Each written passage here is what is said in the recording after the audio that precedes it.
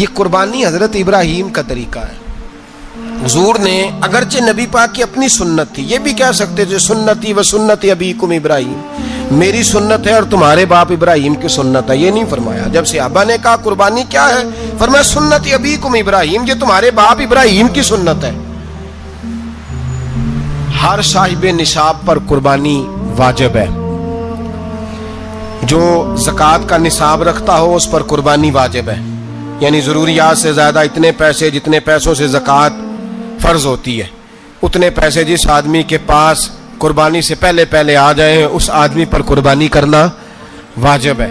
بکرا، چھترا، دمبا 1 سال کا یا دمبا 6 مہینے کا ہو پر اتنا بڑا محسوس ہوتا ہو کہ لگے کہ 1 سال کا ہے، اس کی قربانی ہو سکتی ہے. جانور میں کوئی عیب نہیں ہونا چاہیے، اتنا کمزور نہ ہو کہ ذبح جہاں اسے کرنا ہے وہاں وہ چل کے جا نہ سکے، اتنا کمزور جانور نہ ہو، اس کے اندر بظاہر کوئی اتنا بڑا نقص نہ پایا جاتا ہو، کانا نہ ہو، لنگڑا نہ ہو، کوئی اس کی ہاتھ نہ کٹے ہوئے ہوں، ایسا نقص جو واضح ہو.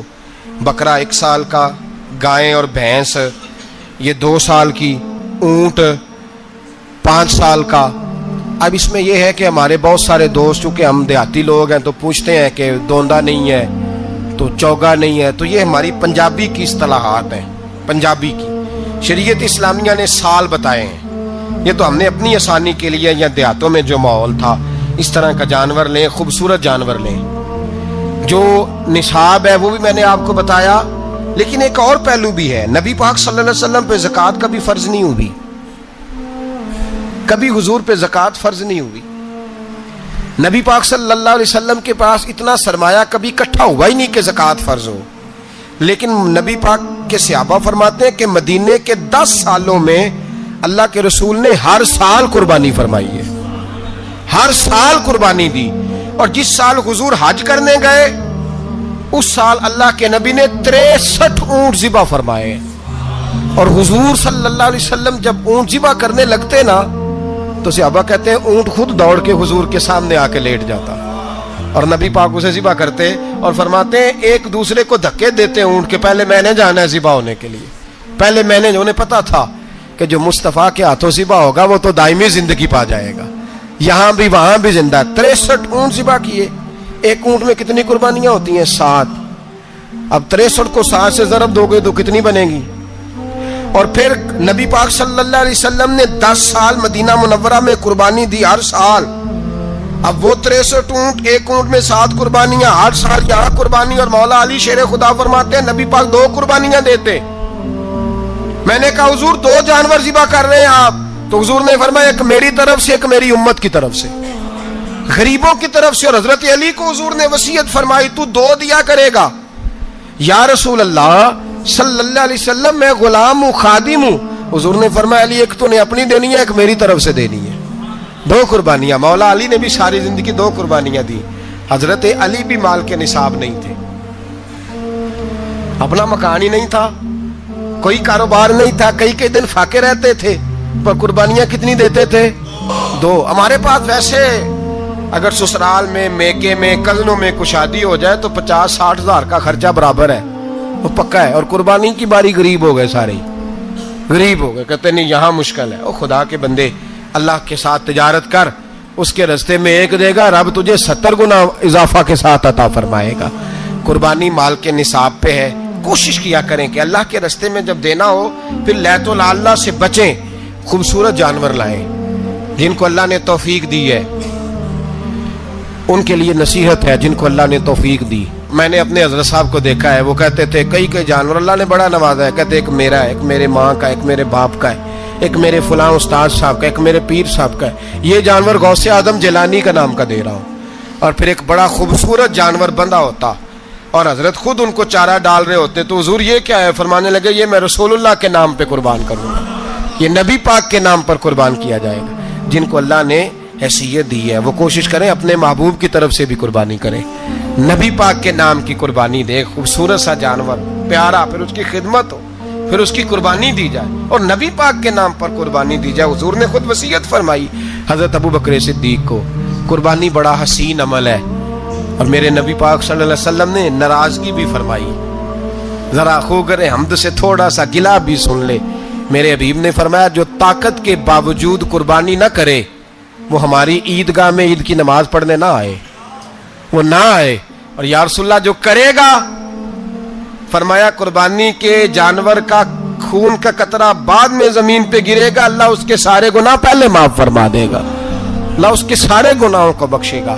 قربانی کریں, خوبصورت انداز میں کریں, اللہ کی رضا کے لیے. بزرگوں نے لکھا ہے 3 حصے کرو گوشت کے, ایک گھر میں رکھو, ایک رشتہ داروں میں بانٹو, پڑوسیوں میں بانٹو, اور تیسرا فقط غریبوں کو دو. لیکن میں اکثر یہ سوچتا ہوں کہ ہمارے ہاں قربانی کرتا ہی وہ ہے جن کے گھر میں ہر جمعرات کو چھوٹا گوشت پکتا ہے, اور جن کے گھر میں ہفتے میں 3 دفعہ مرغی کا گوشت پکتا ہے, وہی تو قربانی دینے کے قابل ہوتے ہیں. تو وہ بھی اگر قربانی کے بکرے میں سے بھی تیسرا رکھنا چاہیں تو اجازت تو ہے, میں نے کہا سارا رکھنے کی بھی اجازت ہے. لیکن اگر آپ مہربانی کریں, کوشش کریں کہ یار ہم تو سارا سال ہی کھاتے ہیں, اور ہمارے یہاں جو گوشت تقسیم ہوتا ہے نا وہ بھی باری لگی ہوئی ہے, ادھر سے پلیٹ آئی تھی گوشت کی تو ادھر سے بھر کے چلی گئی. بھئی اس نے کی ہے, اس کو بار بار گوشت دینے کا کیا مطلب ہے؟ آپ یہ دیکھیں عزیزوں میں, رشتہ داروں میں, اور میں اگر تھوڑا سا آپ کی توجہ کرانے میں کامیاب ہو جاؤں تو سفید پوش لوگوں کو دیکھیں. کچھ سفید پوش ہیں, سفید پوش جن کے اوپر قرضے ہیں, بیماریوں نے جکڑ لیا ہے, گھر میں بڑے بڑے سخت مریض آ گئے ہیں, سفید پوش پہلے دیا کرتے تھے. آپ ان سے پوچھتے ہیں صاحب قربانی, تو بات کو ٹالتے ہیں. وہ کہتے ہیں سوچ رہا ہوں کوئی حصہ ڈال جائے, پردہ پوشی کرتے ہیں, کہتے ہیں کہیں حصہ رکھا ہوا ہے, پردہ پوش. اکثر وہ لوگ قربانی نہیں دے پاتے, اکثر دیا کرتے تھے اب نہیں دے پا رہے. کیوں؟ اس لیے کہ مشکلات ایسی آ گئیں. ان لوگوں کا خیال کریں, ان کے گھروں تک گوشت پہنچا کے آئیں, ان پر توجہ کریں. وہ سفید پوش آدمی کبھی ذکر نہیں کرے گا. کچھ تو ایسے ہیں جو خود پہنچ جاتے ہیں کہ ہمیں گوشت دیا جائے, لیکن کچھ سفید پوش ہیں لا یسألون الناس الحافا. اللہ فرماتے کچھ لوگ لپٹ لپٹ کے سوال نہیں کرتے, سفید پوشی کا بھرم رکھتے ہیں, کا مزاج نہیں. ان کی طرف دیکھیں, اپنے رشتہ داروں کو دیکھیں, خاص کر ان رشتہ داروں کو دیکھیں جن کا آپ کو پتہ ہے کہ غریب ہیں, مجبور ہیں, ان کے گھروں میں گوشت بھیجیں. غریب بیٹیوں, غریب بہنوں کا خیال کریں, اس طرف متوجہ ہوں, ان کے ساتھ اس نے سلوک کریں, اس طرف آپ لوگ خیال کریں. اللہ تبارک و تعالی نے قرآن مجید میں نبی رحمت علیہ الصلاۃ والسلام سے فرمایا ہے کہ اے محبوب علیہ السلام, بے شک ہم نے آپ کو خیر کثیر عطا فرمائی ہے.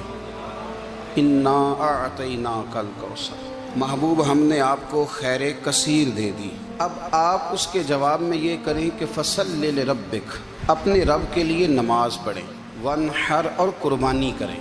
نماز پڑھیں اور قربانی کریں. ان شانئک ھو الابتر, آپ کا جو دشمن ہے وہ بے نام و نشان رہے گا. آپ کا دشمن. قربانی شعار اسلام میں سے ہے. قربانی اللہ کو بڑی محبوب ہے.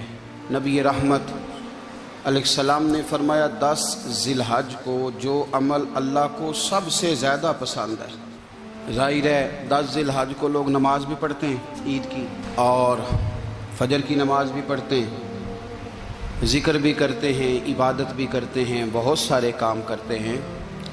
لیکن حضور علیہ السلام فرماتے ہیں کہ اللہ کو 10 ذی الحج کو جو کام سب سے زیادہ پسند ہے وہ خون بہانا ہے, جانور کو ذبح کرنا ہے. نبی پاک صلی اللہ علیہ وسلم نے اپنے غلاموں کی دلچسپی پیدا فرمائی ہے قربانی کے ساتھ, شوق اور ذوق کا ذکر فرمایا ہے. کچھ کام ایسے ہوتے ہیں جو کسی کی غیر موجودگی میں بھی ہو جاتے ہیں, لیکن نبی پاک صلی اللہ تعالیٰ علیہ وسلم نے حضرت فاطمہ الزہرا رضی اللہ تعالیٰ عنہ سے فرمایا کہ فاطمہ ادھر آؤ, یہاں میرے پاس کھڑی ہو جاؤ. یا رسول اللہ کیا ہونے لگا ہے؟ فرمایا میں تمہارے قربانی کے جانور کو ذبح کرنے لگا ہوں.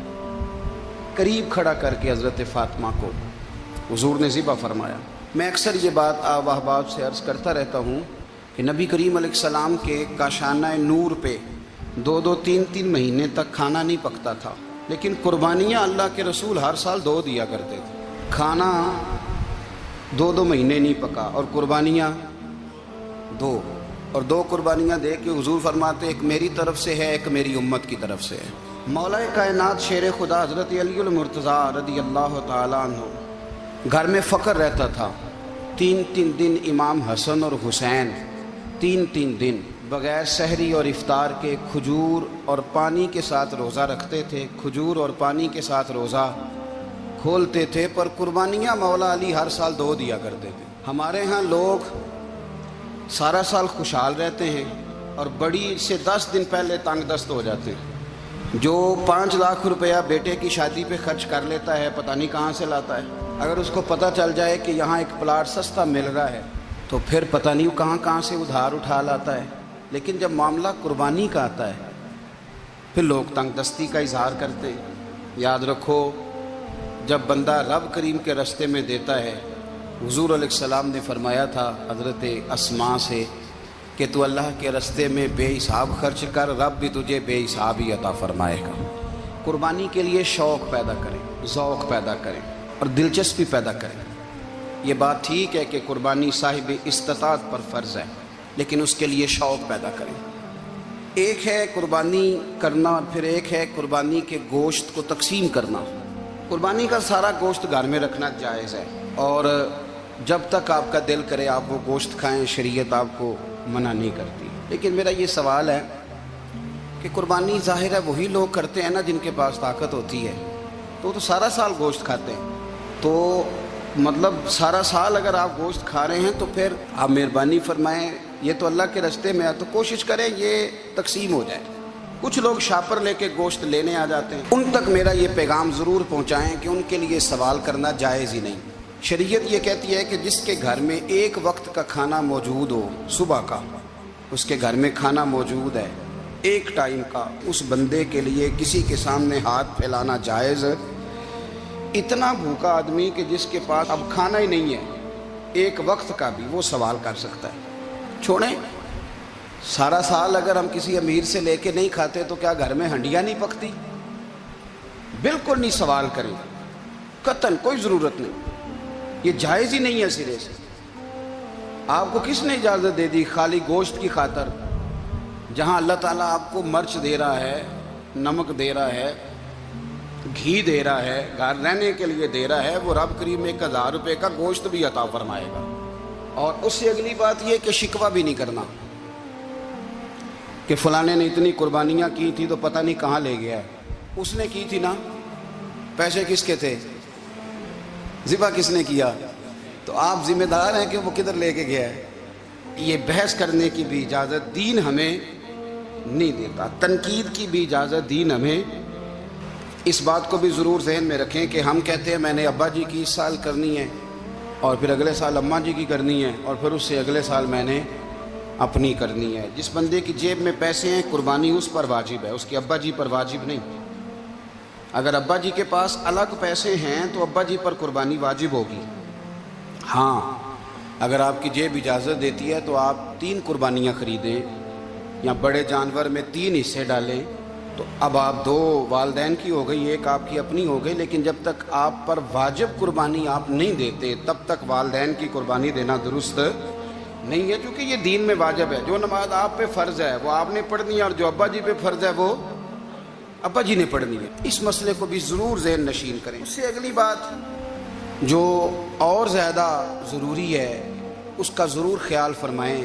हिस्से डाले जाते हैं कुर्बानी के हिस्से, तो 6 हिस्से हो गए, अब 7वां हिस्सा मिल नहीं रहा तो एक तगड़े से बंदे के पास जाके मालदार से कहा कि चौधरी साहब हिस्सा डाल लें, एक हिस्सा कम है। चौधरी साहब कहने लगे कि मैंने तो पहले भी 4 बकरे लिए हुए हैं, तो चलो अगर तुम कहते हो तो चलो बड़ा गोश्त आ जाएगा, तिक्के ही बना लेंगे, चलो बड़ा गोश्त भी 10 किलो आ जाएगा तो कबाब के लिए रख लेंगे, चलो रख लो हिस्सा।